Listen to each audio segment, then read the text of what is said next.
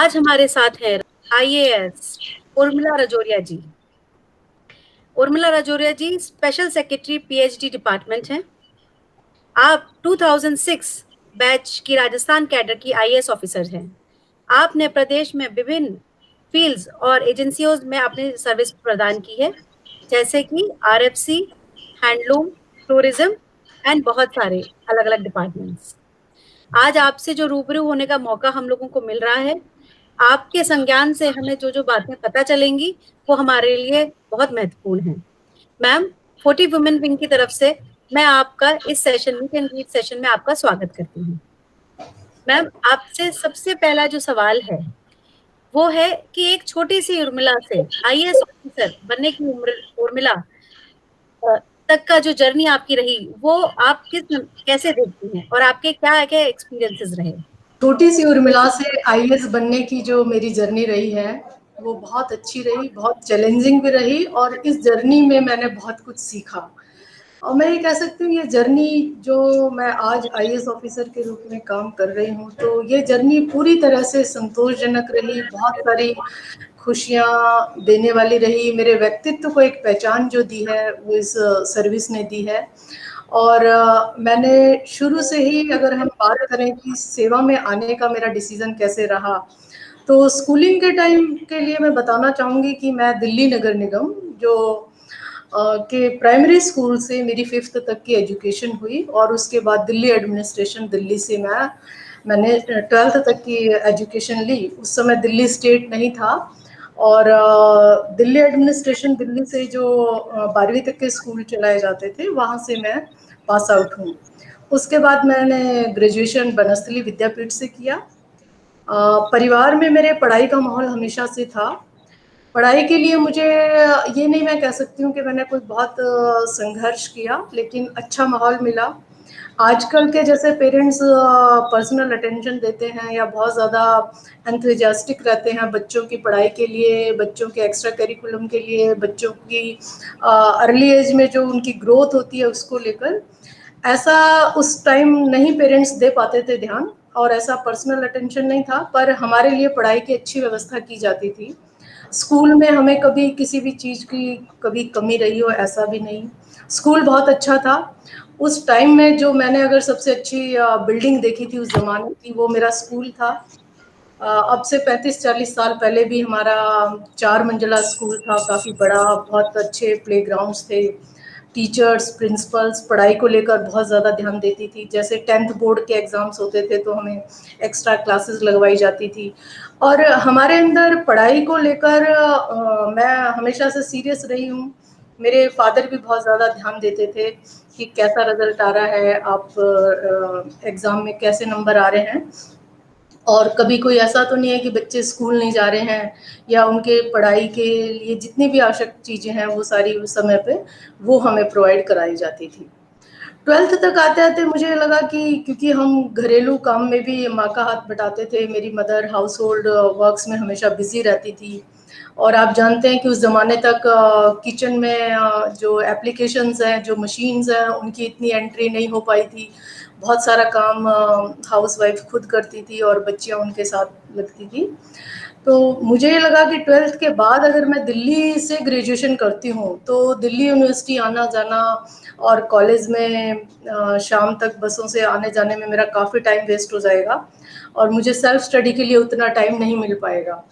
तो तब मैंने डिसाइड किया कि मैं बनस्थली विद्यापीठ हॉस्टल जाऊँगी और मेरे पिताजी भी मुझे हॉस्टल भेजने के लिए तैयार थे और बनस्थली से हम सब बहुत प्रभावित थे। हमने नाम बहुत सुन रखा था बनस्थली का और बनस्थली ने सच में मेरी पर्सनैलिटी को डेवलप करने में बनस्थली का काफ़ी अच्छा रोल रहा। वहाँ मेरे को पढ़ाई के लिए बहुत अच्छा टाइम मिला, अच्छी गाइडेंस मिली। सेल्फ स्टडी करने के लिए बनस्थली बहुत ही अच्छी जगह है। वहाँ पे पूरा फोकस स्टूडेंट्स का पढ़ाई पे रहता है और बनस्थली में अलग-अलग स्टेट से स्टूडेंट्स आते हैं। तो पूरे कह सकते हैं कि वहाँ के जो टीचर, स्टाफ, डायरेक्टर सबका ध्यान पढ़ाई पे था और मेरे में अंदर ये लगन वहीं से आती गई कि मैं आगे चलकर क्या बनूँगी। मेरे फादर भी मुझे बहुत मोटिवेट करते थे कि भई तुम्हें कुछ बनना है आगे चल के। हालाँकि क्या बनना है ये तब तक बहुत क्लियर नहीं था। जब ग्रेजुएशन करते करते ये हुआ कि ये देखा कि मुझे आगे अगर किस लाइन में जाना है, तो वो मुझे फिर आरएस का एग्जाम देना सबसे बेस्ट लगा कि मैं शुरू से ही एक प्रशासक बनना चाहती थी।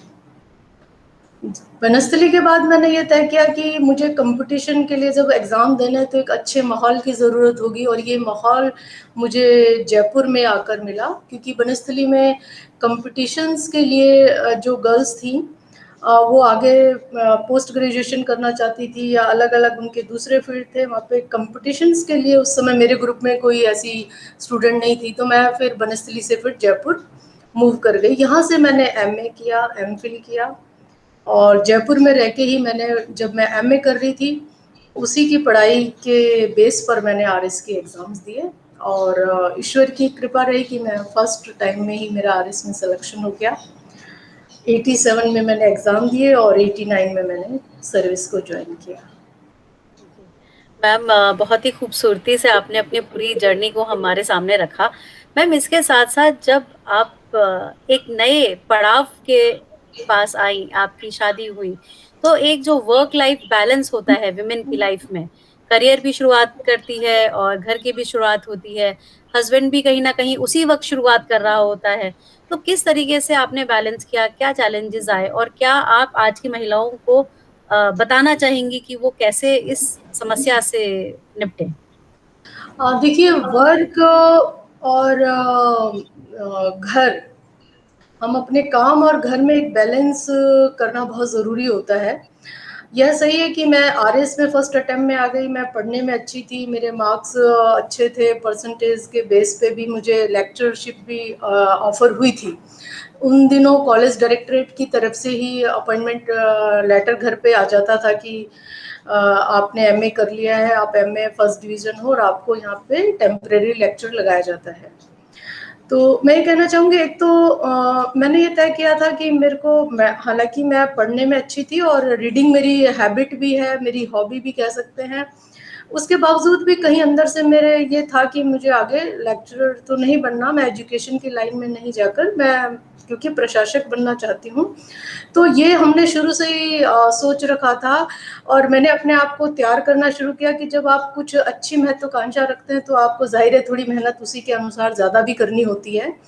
और उस टाइम जब मैंने सर्विस को ज्वाइन किया, उस समय मेरे लिए ये 4-5 साल बहुत ज़्यादा चैलेंजिंग रहे, क्योंकि उसी साल मेरी शादी हुई 87 में, और 89 में मेरे बेबी हुआ, और 89 में ही मेरी ज्वाइनिंग आ गई थी। जी।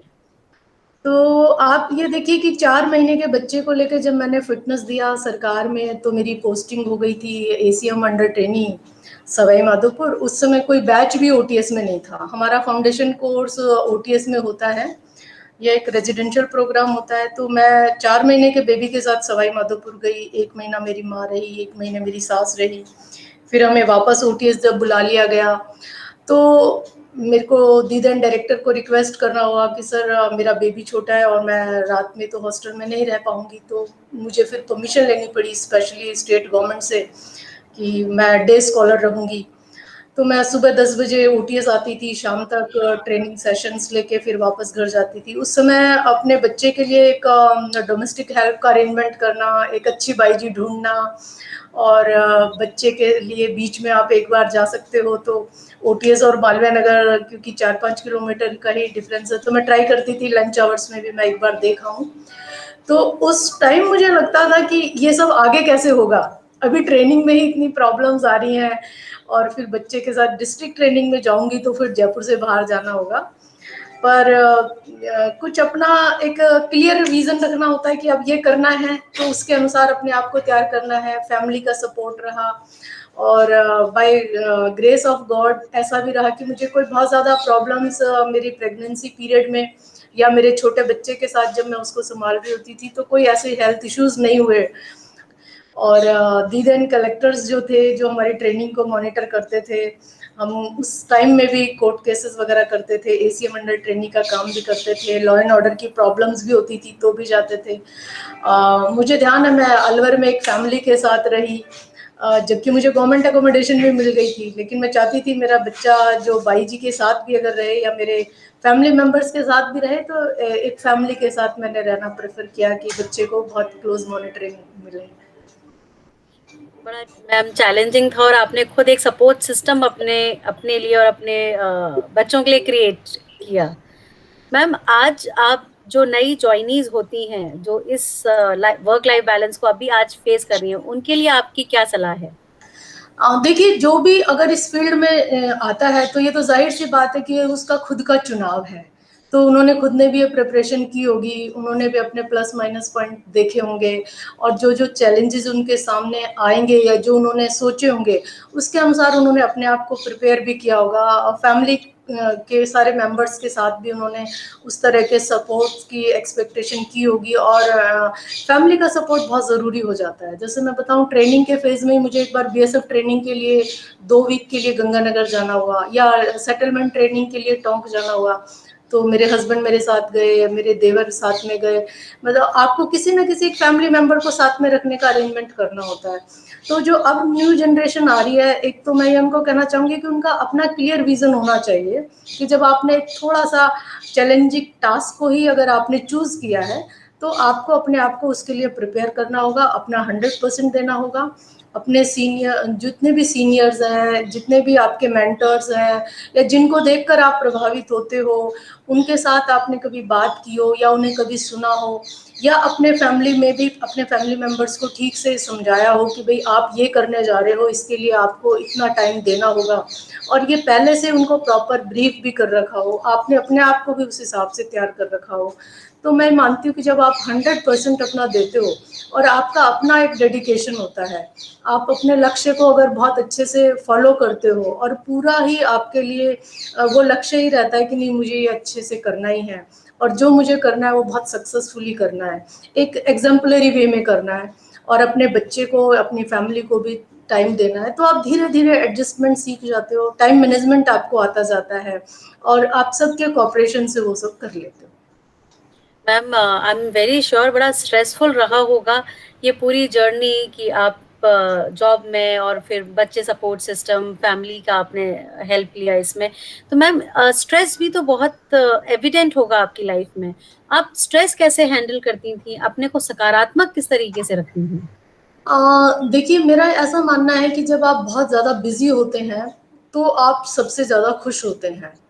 जो वर्क है वो सबसे बेस्ट एंटीडोट है एनी डिप्रेशन, एनी लो फीलिंग, और आपको कभी अगर स्ट्रेस भी फील हो रहा है, तो आप एक रेगुलर लाइफ को जीते हैं, आप एक फिक्स रूटीन को फॉलो करते हैं। उसमें आप ऐसे इफ एंड बट्स नहीं कर सकते कि आपका मन हुआ तो बहुत सारा काम कर लिया फिर आप उस सीन से हट गए। आपको पता है कि आपके बच्चे हैं, छोटे हैं, बैलेंस करना बहुत जरूरी होता था। आप अकॉर्डिंग प्लानिंग करते हो कि आपका डे टू डे का एक तरह से कैलेंडर बनाते हो। कैलेंडर कागज पे नहीं तो अपना माइंड मेकअप करके रखते हो कि आज के दिन की मेरी क्या प्रायोरिटीज हैं। मुझे अगर बच्चे के स्कूल भी जाना है या बच्चे की स्कूल की पढ़ाई से जरूरत की और भी कोई चीज है, जरूरी नहीं कि जैसे आपने 10 to 5 का वर्क असाइनमेंट अगर आपने किया है, और वर्क असाइनमेंट भी हमारे चेंज होते रहते हैं। आप जैसा जानते हो कि कुछ असाइनमेंट तो ऐसे होते हैं, मैं बताना चाहूंगी कि जब मैं नगर निगम जयपुर में थी, कमिश्नर हेडक्वार्टर और चीफ एग्जीक्यूटिव का काम देख रही थी, तो वो असाइनमेंट ऐसा था, वो तो बहुत चैलेंजिंग था। और मेरा वर्क एक्सपीरियंस उस टाइम 5 से 7 साल की मेरी सर्विस हुई थी। असाइनमेंट मुझे मॉर्निंग टू इवनिंग बिजी रखता था। मैं पेपर वर्क फाइल वर्क करने के लिए मैं संडे को ऑफिस खुलवा के मेरा पेपर वर्क करती थी, क्योंकि दिन भर आपका मीटिंग्स में, मिलने में, प्रॉब्लम्स को सुनने में, फील्ड में जाने में हो जाता था। और मल्टीपल टास्किंग जॉब था, बहुत सारा टाइम देना पड़ता था। उसी समय बच्चे भी स्कूल में थे। अब तो बच्चे बड़े हैं तो अब ये प्रॉब्लम इतनी नहीं फेस करनी होती है। उस टाइम आपको अगर पीटी मीटिंग में भी जाना है तो मैं जाती थी। मैं कह सकती हूँ कि मैंने कभी कुछ ऐसा मिस नहीं किया, चाहे बच्चों की पीटी मीटिंग हो या उनका एनुअल डे प्रोग्राम हो या बच्चों की स्कूल फीस जमा करानी है या और भी उनके कोई पढ़ाई से रिलेटेड वर्क्स हैं।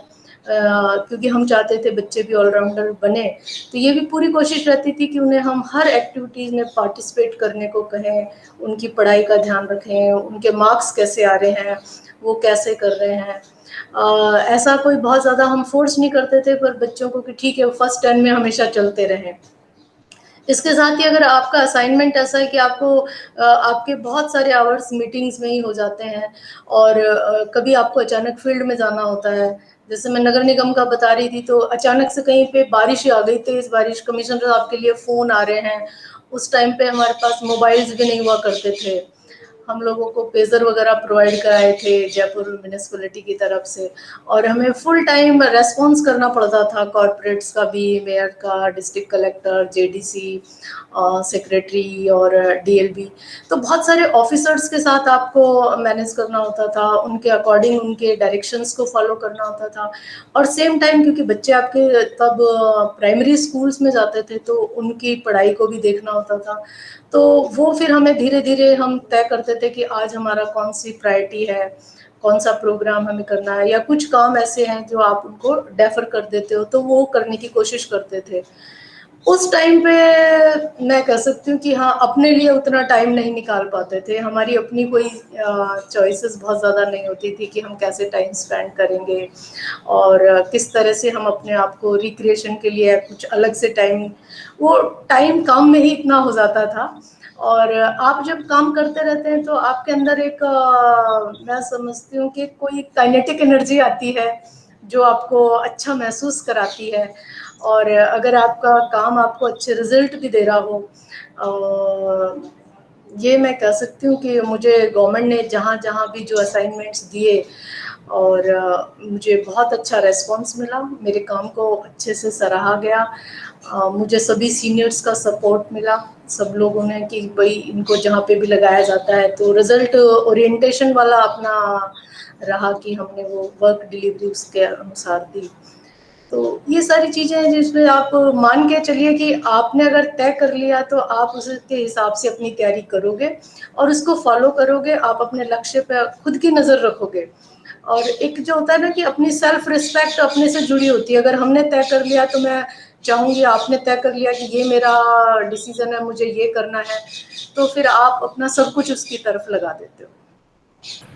ये तो बहुत ही हमारा पर्सनल लाइफ से जुड़े हुए क्वेश्चंस थे जो हम लोग सब वर्किंग वुमेन बड़े अंदर से फील करती हैं, जिसके लिए हम लोगों ने ये सेशन रखा।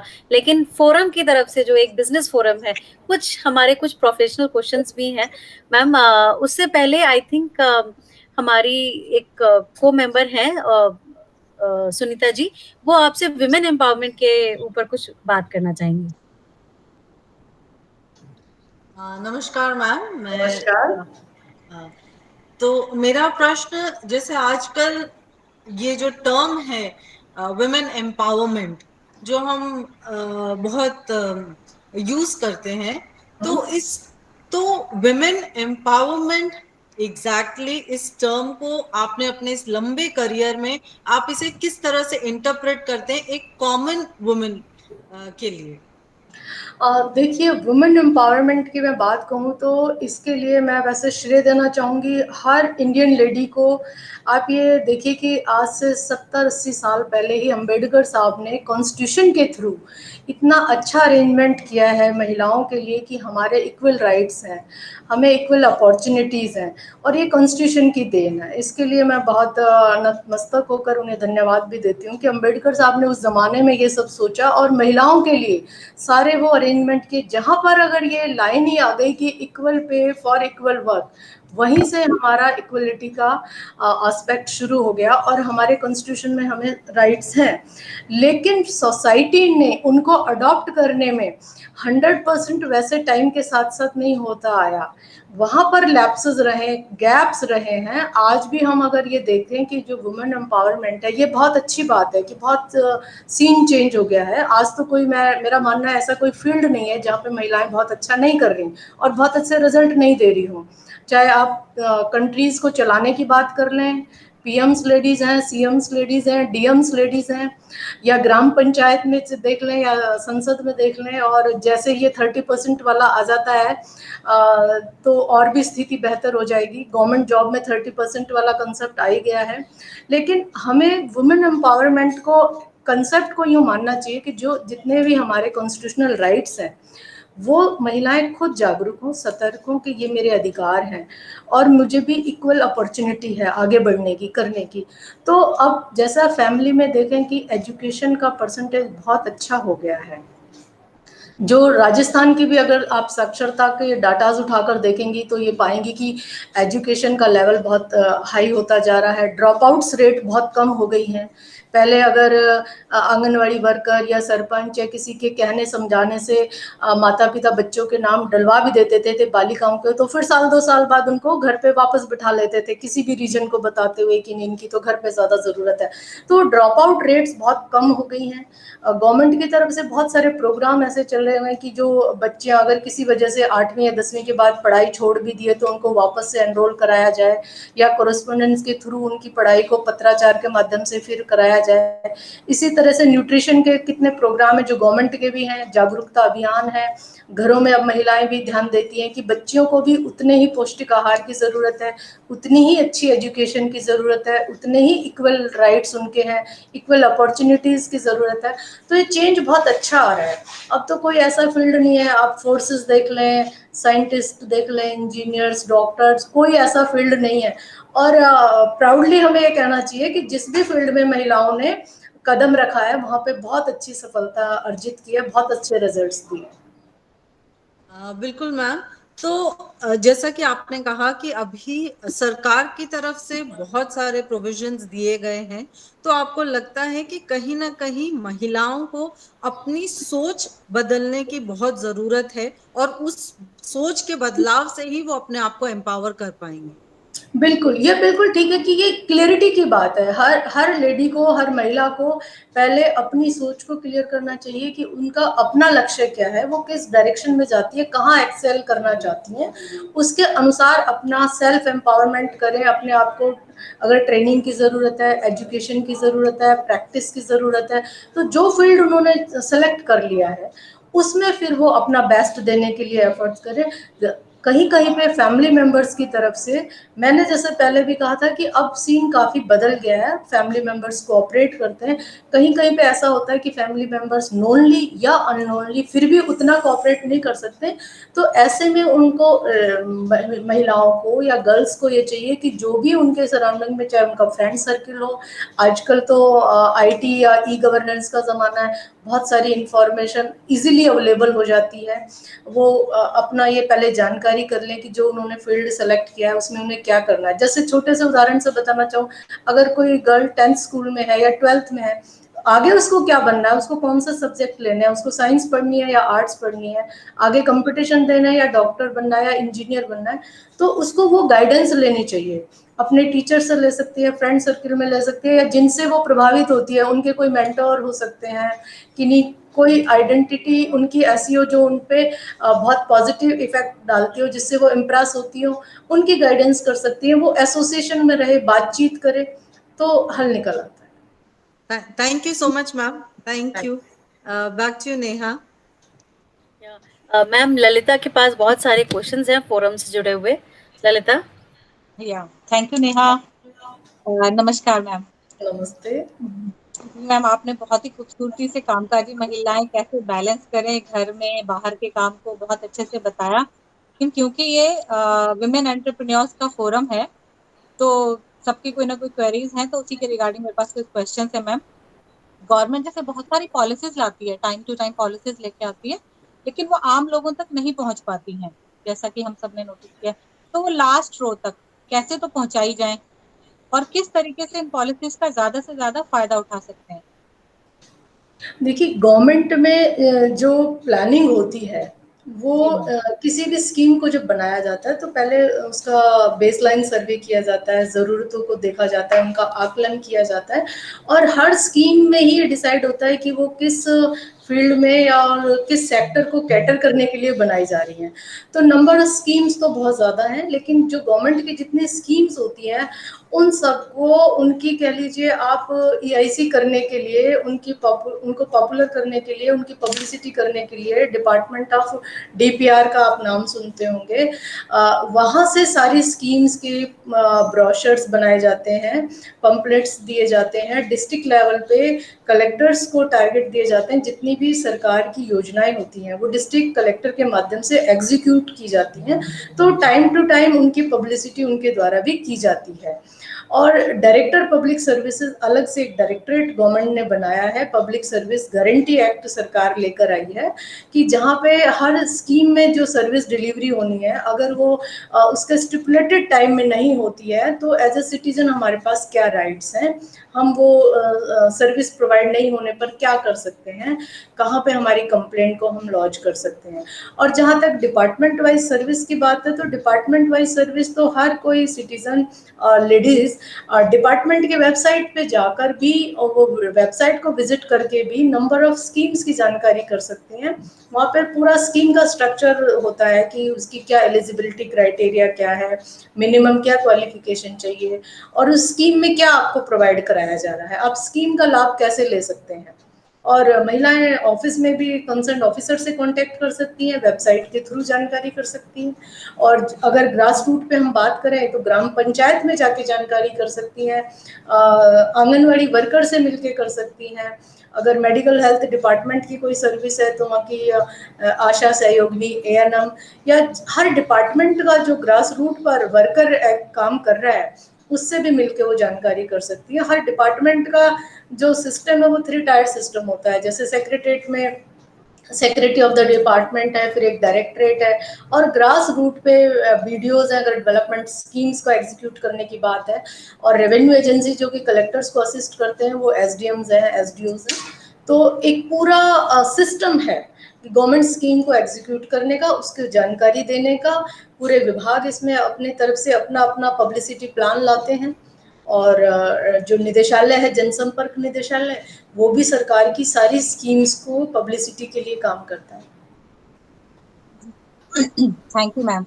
मतलब ये इनके लिए पर्टिकुलर साइट्स हैं जहाँ पे विजिट करके अपने मतलब सारी क्वेरीज के आंसर मिल सकते हैं। हर डिपार्टमेंट की एक साइट है और बहुत सारा उस पे इंफॉर्मेशन अवेलेबल रहती है। हर डिपार्टमेंट हर स्कीम वाइज आप देखते होंगे तो जब स्कीम की लॉन्चिंग की जाती है उसी समय बहुत सारे ब्रोशर्स बनवाए जाते हैं, पंपलेट्स बांटे जाते हैं टाइम टू टाइम। अब तो एफएम और इलेक्ट्रॉनिक मीडिया पे भी सारी स्कीम्स हैं जिनको इंट्रोड्यूस कराया जाता है, टाइम टू टाइम एडवर्टाइजमेंट्स दिए जाते हैं। बहुत सारे ऑप्शंस हैं जिसके थ्रू डिपार्टमेंट अपनी स्कीम्स को पब्लिक के बीच में ले जाते हैं और उसका एग्जीक्यूट करते हैं, उसकी जानकारी सबको देते हैं। Thank you ma'am. मैम हमारे देश में जैसे एग्रीकल्चर के बाद रूरल एरियाज में जो सबसे ज्यादा वो है वो हैंडलूम इंडस्ट्री है मैम, जिसमें बहुत सारे डायरेक्ट या इनडायरेक्ट वे में जॉब के स्कोप्स रहते हैं विमेन एंटरप्रेन्योर्स के लिए। तो इस फील्ड में मैम महिलाओं को कैसे जोड़ा जाए या उसमें मतलब विमेन एंटरप्रेन्योर्स को किस तरीके से जोड़ा जाए और कैसे उसमें बिजनेस अपॉर्चुनिटीज बढ़ाई जाए मैम हैंडलूम इंडस्ट्री में? देखिए लास्ट ईयर थोड़े टाइम मेरे पास एमडी हैंडलूम कॉरपोरेशन का चार्ज रहा, तो मैं जानती हूँ हैंडलूम कॉरपोरेशन है, जैसे खादी है, बुनकर संघ है, राज सीको है, इनकी अपनी स्पेसिफिक स्कीम्स है। और ये चारों पांचों डिपार्टमेंट्स और ये सारे इंस्टीट्यूशंस वुमेन एम्पावरमेंट को और जो महिला कारीगर हैं उनको आगे लाने के लिए बहुत काम कर रहे हैं, अच्छा काम कर रहे हैं। हथकरघा निगम में भी पूरा एक एनुअल प्रोग्राम चेकआउट किया जाता है जिसमें कातिनों की, बुनकरों की ट्रेनिंग कराई जाती है और उन्होंने जो प्रोडक्ट बनाए हैं उनको सेल करने के लिए एग्जीबिशंस लगाई जाती हैं और उनको एक प्लेटफॉर्म प्रोवाइड कराया जाता है ताकि वो अपने सामान को बेच सकें। आपने बहुत सुना होगा कि अभी जैसे कोटा डोरिया की साड़ीज़ हैं, इनका तो पूरा एक अलग अलग लेवल पे कितने सारे एग्जीबिशंस होते हैं जो राजस्थान में नहीं, राजस्थान से बाहर भी जाकर। और अभी राज सीको ने एक परमानेंट शॉप ली है जो अभी एकता भवन बन रहा है जहाँ पे सरदार पटेल साहब की मूर्ति लगाई गई है वडोदरा में। तो दिल्ली में बहुत सारे हैंडलूम कॉरपोरेशंस के शोरूम्स हैं, जैसे राजस्थली है, आपने देखा होगा जयपुर में माई रोड पे। हैंडलूम भवन में बहुत सारी एग्जीबिशंस की जाती हैं कि उनको एक अपॉर्चुनिटी मिलती रहे, जो कारीगर हैं, जो कातिन हैं, जो अपना प्रोडक्ट लाते हैं, हथकरघा से जुड़े हुए जो कारीगर हैं, उनको अभी मार्केट में क्या डिमांड है, किस तरह के कलर कॉम्बिनेशन चल रहे हैं, कौन सी बनावट या कौन से कलर्स के अकॉर्डिंग उनको अपना प्रोडक्ट तैयार करना चाहिए। कि आप देखते हैं टाइम टू टाइम कभी संगनेरी प्रिंट, कभी बबरू प्रिंट, और उसमें किस तरह के एक्सपेरिमेंट होते रहे, उसकी जानकारी भी उनको ट्रेनिंग सेशन उनके लिए ऑर्गेनाइज कराता है हथकरघा निगम। जी, थैंक यू मैम। मैम जैसे कोरोना के बाद अभी सारी इंडस्ट्रीज प्रभावित हुई है मैम इस कोविड से, तो मैम इस इंडस्ट्री में जो अभी हैंडलूम इंडस्ट्री जिसके बारे में हम अभी बात कर रहे हैं, तो इस इंडस्ट्री में मैम इसके सामने मतलब ये कोरोना के बाद या कोरोना जो भी चल रहा है और इसके आने वाले टाइम में क्या किस तरीके के मैम प्रॉब्लम्स हैं, चैलेंजेस हैं, या फिर चैलेंजेस के साथ साथ क्या अपॉर्चुनिटीज हैं मैम? आप इस हैंडलूम इंडस्ट्री को इस कोरोना के बाद किस उससे देखते हैं मैम? कोरोना का इफेक्ट क्योंकि सभी इंडस्ट्रीज पे है, पूरा एमएसएमई ही इससे इफेक्टेड है। इनफैक्ट लार्ज स्केल इंडस्ट्री पर भी इसका इफेक्ट आया है। तो अलग अलग स्कीम डिपार्टमेंट इनके रिवाइवल के लिए लेकर आ रहे हैं। अभी फिलहाल जो लास्ट 6 मंथ में किया था वो तो आरबीआई की गाइडलाइंस को फॉलो करते हुए जितने भी इंस्टीट्यूशंस हैं उन्होंने अपनी रिकवरी को कुछ टाइम के लिए होल्ड पे डाल दिया है, ताकि दिसंबर तक किसी के ऊपर अपने ड्यूज को देने का या आगे सरकारी देनदारियां हैं उनको जमा कराने का एक प्रेशर नहीं रहे। लेकिन अलग से जो करने की कार्रवाई है उसमें अभी मैं ये कहना चाहूंगी कि कोरोना को देखते हुए चैलेंजेस बहुत ज़्यादा बढ़ गया है। चैलेंजेस इस सेंस में बढ़ गया है कि जो उनके पास ऑलरेडी स्टॉक में जो प्रोडक्शन किया हुआ जो माल है उसके बेचान की वो व्यवस्था नहीं हो रही। एंटरप्रेन्योर खुद उतना इंटरेस्ट नहीं ले रहे। जैसे मैं बताना चाहूँगी कि मैंने आरएफसी में रहते हुए ये व्यवस्था की कि आरएफसी के खुद के पास आगे फर्दर लोनिंग के लिए बजट अवेलेबल हो, क्योंकि कोई इंस्टीट्यूशन खुद हेल्दी होगा तो आगे किसी को कुछ हेल्प कर सकेगा। तो आरएफसी में फंड्स का अरेंजमेंट करने के लिए हमने बहुत सारे एफर्ट किए। हमने दूसरे डिपार्टमेंट से थोड़ा सा चीपर रेट पे फंड बोरो किया। लेकिन अभी बीच में ये हो रहा है कि एंटरप्रेन्योर आगे लोन लेने के लिए उतना नहीं आ रहे हैं जितना कि लास्ट ईयर तक आ रहे थे। तो एंटरप्रेन्योर में भी ये हो गया है कि अगर मैंने किसी भी तरह से लोन का अरेंजमेंट करके या अपनी टीम को मोबिलाइज करके मैंने प्रोडक्शन का लेवल भी अपस्केल कर लिया तो मार्केट में वो माल सेल होगा या नहीं होगा, ये चैलेंजेस है। तो धीरे धीरे हम एक फियर वाले जो माहौल से निकल के आ रहे हैं। तो एंटरप्रेन्योर की जो उसकी एंटरप्रेन्योरशिप है उसको इसी समय आजमाने का वो है कि वो पहले खुद उस फियर से बाहर आए, फिर गवर्नमेंट के डिपार्टमेंट से जुड़े। जो सरकारी प्रावधान है वो ऑलरेडी पहले से किए हुए हैं, जैसे कि आरएफसी में रेट ऑफ इंटरेस्ट में कुछ प्रोविजन ऐसा है कि महिलाओं को, वुमेन एंटरप्रेन्योर्स को 1% कम रेट पे आसानी से लोन दिया जाता है। रिको जैसे इंस्टीट्यूशन में कुछ प्लॉट्स हैं जो रिजर्व रखे जाते हैं वुमेन एंटरप्रेन्योर्स के लिए। इसी तरह से खादी आयोग की अपनी अपनी स्कीम्स हैं, हथकरघा निगम की है, राजसिको की है, बुनकर संघ की है, और जो राजीव का मिशन है उनकी अपनी है, राज कौशल है जहाँ पे ट्रेनिंग कराई जा रही है। तो बहुत सारे डिपार्टमेंट है, कोई एक डिपार्टमेंट नहीं है। वुमेन एम्पावरमेंट के लिए मैं समझती हूँ कम से कम 15-20 विभाग ऐसे हैं जो टारगेट करके और इसमें लगे हुए हैं। जी थैंक यू मैम। मतलब ये है कि हैं इस तरीके की स्कीम्स हैं, पॉलिसीज हैं, मगर उन तक पहुंचना एक वो है, मतलब जैसे चैलेंजेस पहुंचने की भी देखिए एक्सेस अब बहुत इजी है। ऐसा नहीं है कि मैं मानती हूँ कि कहीं कहीं पे अवेयरनेस की कमी है, पर अगर अब आप ग्रास रूट पर भी जाकर कभी देखें हैं या कभी आपको आइडिया हो, आपने किसी पंचायत समिति की विजिट की हो, तो तहसीलदार के माध्यम से, बीडीओ के माध्यम से, जिला परिषद, पंचायत समिति, ग्राम सचिव और आंगनवाड़ी कार्यकर्ता या मेडिकल हेल्थ डिपार्टमेंट के जो स्टाफ हैं, तो जितनी भी गवर्नमेंट की स्कीम्स है उनके फायदे समझाने के लिए अब बहुत सारी एजेंसीज हैं। और अच्छी बात यह है, सच में सीन बदल रहा है कि आप देखें कि ग्रास रूट पर भी जो हमारे ग्रामीण नागरिक हैं वो काफी जागरूक हैं। उन्हें पता है कि हम कहाँ से कौन सी जानकारी ले सकते हैं, क्योंकि इस समय जैसे किसानों को बहुत ज़्यादा ज़रूरत है कि एग्रीकल्चर डिपार्टमेंट की तरफ से उनको कौन कौन सी सुविधाएं दी जा रही हैं, कितने तरह के उनको लोन प्रोवाइड कराए जा रहे हैं। अब फार्मर तो लेडी भी हो सकती है, जेंट्स भी हो सकते हैं। कोऑपरेटिव डिपार्टमेंट की बहुत सारी स्कीम्स हैं। मार्केटिंग, एग्रीकल्चर मार्केटिंग की, अगर किसानों का प्रोडक्ट है, फसल तैयार है, तो वो अपनी फसल को कहाँ और कैसे बेच सकते हैं कि उनको ज़्यादा से ज़्यादा फायदा हो। तो बहुत सारी एजेंसीज हैं जो इस फील्ड में काम कर रही हैं। Thank you ma'am. मैम आप जैसे आपने अभी बताया आप आरएससी में भी रहे हैं ना, तो आरएससी और रिको में भी आपका अच्छा खासा एक्सपीरियंस रहा है मैम। तो इस डिपार्टमेंट में वुमेन एंटरप्रेन्योर्स के लिए मैम क्या स्कीम है या क्या सुविधाएं हैं आरएससी और रिको में? देखो, आरएफसी में तो इस समय एक स्कीम है जो फ्लैग स्टेट की फ्लैगशिप स्कीम है, युवा उद्यमिता प्रोत्साहन योजना। इसका लाभ क्योंकि मेल फीमेल दोनों ले सकते हैं, तो अगर कोई यंग वुमेन एंटरप्रेन्योर है 45 एज के अंदर, और वो कुछ अपना इस तरह का उद्योग लाना चाहती है, कोई यूनिट लगाना चाहती है, और उसके पास अगर जमीन की व्यवस्था है, तो वो आरएफसी से लोन ले सकती है। उसमें उसको कोलेटरल भी देने की जरूरत नहीं होगी यदि उसकी prime security equivalent to loan amount है, और वहां पे उसको रेट ऑफ इंटरेस्ट में भी फायदा होगा।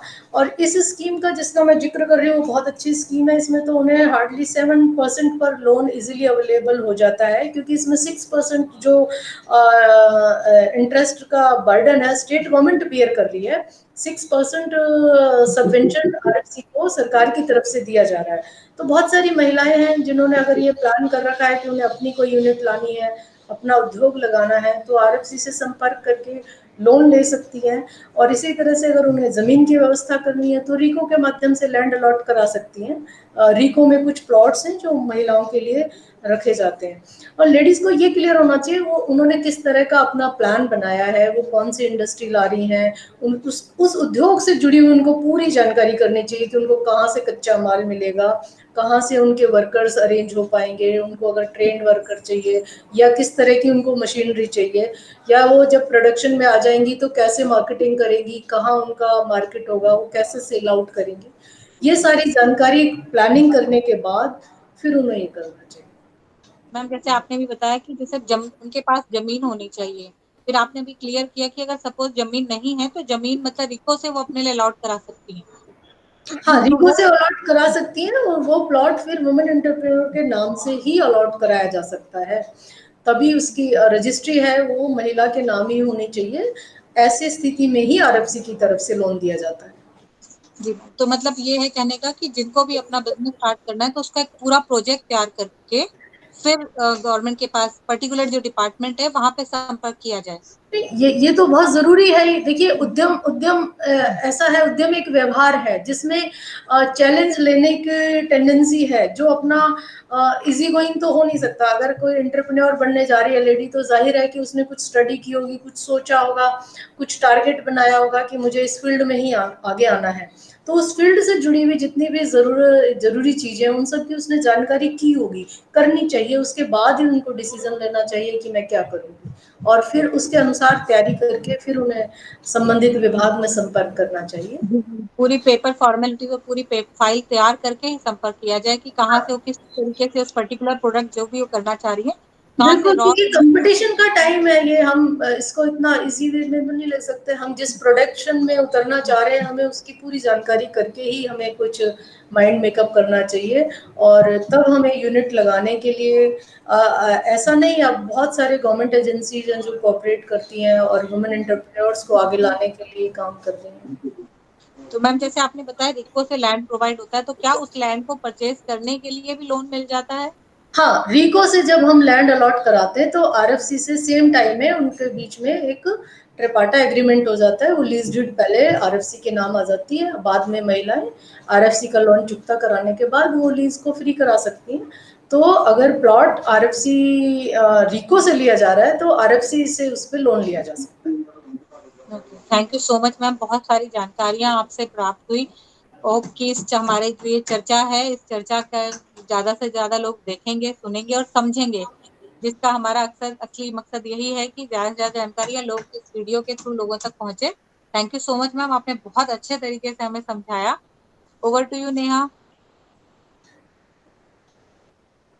नेहा। हाँ मैम, हमने आपके बचपन की बात की, हमने आपके पास से रिलेटेड प्रोफाइल की बात की। अब हम सीधे आपके प्रेजेंट पे आते हैं। जो मैम पीएचईडी डिपार्टमेंट में जो आपकी स्पेशल सेक्रेटरी पोस्ट है, मैम उससे रिलेटेड हम आपसे पूछना चाहते हैं कि पीएचईडी के क्या रोल्स एंड रिस्पॉन्सिबिलिटीज हैं, पीएचईडी क्या करता है, और रूरल और अर्बन दोनों ही क्षेत्र में वो काम करता है, तो उन दोनों की ज़रूरतों में क्या डिफरेंस है? देखिए, अभी जो मेरा असाइनमेंट है बहुत इम्पोर्टेंट असाइनमेंट है, क्योंकि डिपार्टमेंट बहुत ही इम्पोर्टेंट सर्विस प्रोवाइडर डिपार्टमेंट है। जल ही जीवन है, और सबसे जो हम कहते हैं कि प्राणवायु ले रहे हैं जिससे हमारा जीवन चलता है, उसके बाद अगर कोई ज़रूरत की चीज़ है तो पानी ही है। तो हर घर में जल उपलब्ध कराना, सेफ और सफिशिएंट क्वांटिटी में हर घर में जल पहुंचाना, यही डिपार्टमेंट का प्राइम वर्क है, प्राइम बिजनेस है, और हम इसी को लुक आफ्टर कर रहे हैं। कि हमारी बहुत सारी स्कीम्स है पूरे राजस्थान में, कुछ बड़ी स्कीम्स हैं, कुछ छोटी स्कीम्स हैं। आपने देखा होगा कि बहुत सालों पहले तक खासतौर पे रूरल बेल्ट में महिलाएं किलोमीटर 2-2 किलोमीटर चल के घरों में पानी लाती थी, घरों में पीने के पानी का अरेंजमेंट करती थी। इसी तरह शहरों में भी एक नल पे पूरी लेडीज लाइन अप होके पानी के लिए बाल्टियों से और अपने दूसरे बर्तनों में घरों पे पानी ले जाती थी। अब शहरों में तो ऑलमोस्ट 100% है कि टाइप्ड वाटर है, हर घर पे नल का कनेक्शन है। पर इसके लिए हमें अलग अलग तरह से स्कीम्स डिज़ाइन करनी होती है। जहाँ तक हम बात करें कि हमारा, क्योंकि प्राइम मोटो ये है कि हर घर में जल हो, हर घर में नल का जल हो, तो जो रूरल बेल्ट में जो हमारी वाटर सप्लाई स्कीम्स हैं वो बेसिकली ग्राउंड वाटर पर डिपेंड करती हैं, क्योंकि सरफेस वाटर उतना अवेलेबल नहीं होता है। तो वहाँ पे क्योंकि हमारा हर गांव में, क्योंकि पॉपुलेशन स्कैटर्ड है, हर जगह हमारे ट्रीटमेंट प्लांट हम नहीं प्लान कर सकते, नहीं उनको ऑपरेट कर सकते। अर्बन एरियाज में क्योंकि एक बड़ी स्कीम बनती है एक बहुत बड़ी पॉपुलेशन को कैटर करने के लिए, तो जहाँ हमारा सरफेस वाटर अवेलेबल होता है, जहाँ हमारा सोर्स होता है, उसके आसपास हम ट्रीटमेंट प्लांट लगाते हैं और ट्रीटेड वाटर को फिर पाइपलाइन बिछा के घरों में सप्लाई की जाती है। तो ये बहुत बड़ा टास्क होता है। इसमें एक स्कीम को एग्जीक्यूट करने में कम से कम 3 से 4 साल लगते हैं कि आपको ओवरहेड टैंक बनाना है, नीचे ग्राउंड वाटर टैंक बनाना है, फिर किलोमीटर लंबी पाइपलाइनें बिछानी है, घरों में कनेक्शंस देने हैं, और फिर तब वो वाटर सप्लाई को हम एग्जीक्यूट कर पाते हैं। रूरल बेल्ट में एक तो कंजम्पशन का लेवल शहरों के कंपैरिजन में थोड़ा सा कम होता है, लाइफस्टाइल उसका एक मेन फैक्टर है। दूसरा मेन फैक्टर ये है कि अवेलेबिलिटी ऑफ वाटर क्योंकि कम है, ग्राउंड वाटर को ही हम एक्सट्रैक्ट करके पानी पिला रहे हैं, चाहे वो ट्यूबवेल हो या हैंडपंप के जरिए से हो, तो एक क्वांटिटी का डिफरेंस रह जाता है। हमें शहरी क्षेत्रों में हमें थोड़ा ज़्यादा पानी देना होता है वाटर सप्लाई के लिए। तो अलग अलग तरह से अभी एक जल जीवन मिशन आया, बहुत ही इम्पोर्टेंट मिशन है ये, सेंट्रल गवर्नमेंट और स्टेट गवर्नमेंट की का जॉइंट वेंचर है। इसमें 50-50% हमारी शेयरिंग है सेंट्रल गवर्नमेंट के साथ। लास्ट ईयर से हमने इसे शुरू किया है और ये 5 साल चलेगा ये मिशन।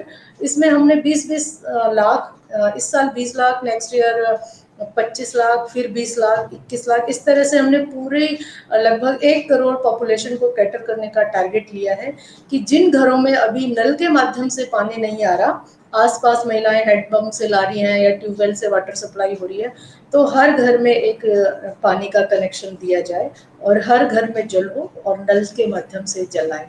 तो ये डिपार्टमेंट का मेन काम है कि हर घर में जल हो, वो सेफ हो, और प्योरीफाइड वाटर, हम जैसा मैंने कहा ट्रीटेड वाटर ही हम सप्लाई करते हैं। तो जो आपने सुना होगा कि फ्लोराइड वाली प्रॉब्लम्स राजस्थान में बहुत रहती है, उसके ट्रीटमेंट से जुड़ी हुई बहुत सारी स्कीम्स है, वो हम एग्जीक्यूट करते हैं। तो safe drinking water, sufficient drinking water हर घर में आसानी से उपलब्ध हो जाए, यही डिपार्टमेंट की प्रायोरिटी है। बहुत अच्छा लगा आज आपसे जुड़ के, और आपका और हमारे साथ जुड़े हुए सभी लोगों का बहुत बहुत धन्यवाद आज के सेशन के लिए। मैं ये मानती हूँ कि हम जैसे हम लोगों को बहुत बेनिफिट मिला आपसे बात करके, बहुत सारी जानकारियां मिली, हमारे सभी दर्शकों को बहुत बहुत ये सारी जानकारियां मिलके बहुत ही लेडीज को अपनी डेवलप कर लेनी चाहिए, लेडीज को अप्रिशिएट करना चाहिए। ये भी लेडीज के लिए बहुत जरूरी है कि एक दूसरे को किसी भी फील्ड में आगे बढ़ रही है महिलाएं, सपोर्ट करें, तारीफ करें, अप्रिशिएट करें, और एक दूसरे का, जैसे कहते हैं ना, सेल्फ रिस्पेक्ट के साथ साथ आप दूसरों को भी प्रॉपरली अप्रोप्रिएट रेस्पेक्ट दें और उनके अच्छे जितने भी गुड डीड्स हैं उनको सराहें। मैम ये आपने बहुत अच्छी बात कही मैम। इनफैक्ट ये जो पूरी सीरीज प्लान की गई थी, ये टीम 40 टीम की तरफ से यही सोच के प्लान की गई थी कि हम कलाकारों को मंच की तरफ उन सबको तो देखते हैं, लेकिन जो एक्चुअल हमारे विमेन है, जो इंस्पायरिंग विमेन है राजस्थान की, वो अभी तक आपके सामने नहीं आती। तो इस पूरी सीरीज का यही एक उद्देश्य है कि हम ऐसी सारी अपनी लीडर्स को सामने लेके आए कि वो किस तरीके से मेहनत करती हैं, और वो हमारे लिए, वो अपने लिए नहीं, वो हमारे लिए मेहनत करती हैं, वो एक स्टेट के लिए इतनी मेहनत करती हैं।